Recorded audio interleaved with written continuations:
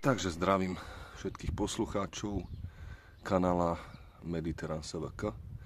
Dneska si predstavíme ďalšiu krásavicu, kordilínu austrálsku.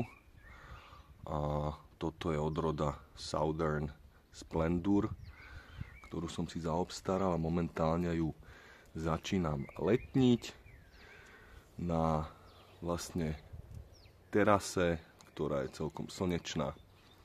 A prvýkrát ju, alebo druhýkrát ju nejako vystavujem tým slnečným lúčom.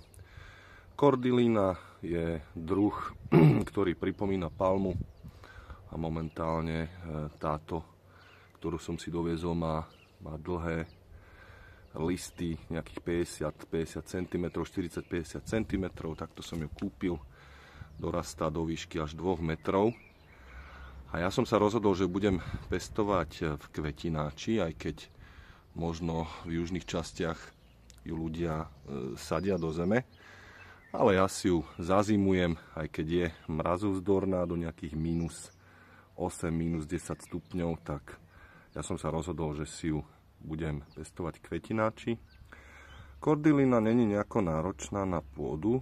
A použil som obyčajný substrát pre palmy, kde som ju po privezení z obchodu presadil. Čo sa týka zálievky, zatiaľ to nepreháňam, keďže ešte není až také horúco. Čiže raz za čas poliať tak, aby som to nejako neprehnal, neprelial.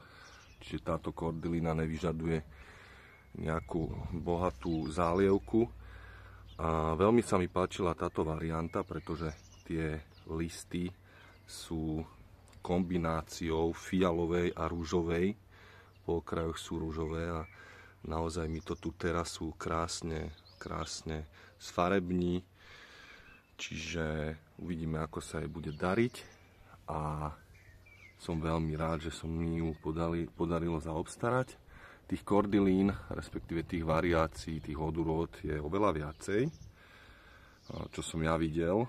Čiže určite to nebude moja posledná a uvidíme, ako budem pokračovať. Tie listy, ktoré zo spodku vidíte, že sú také suchšie, to vlastne vôbec nevadí. Ono sa tie listy potom, keď vyschnú, tak sa potom ako keby odstrihnú a tam vzniká ten taký kmeň, lebo ona rastie v takom kmeni. A po čase, keď prerastie vlastne tento kvetináč, tak ju presadíme do väčšieho.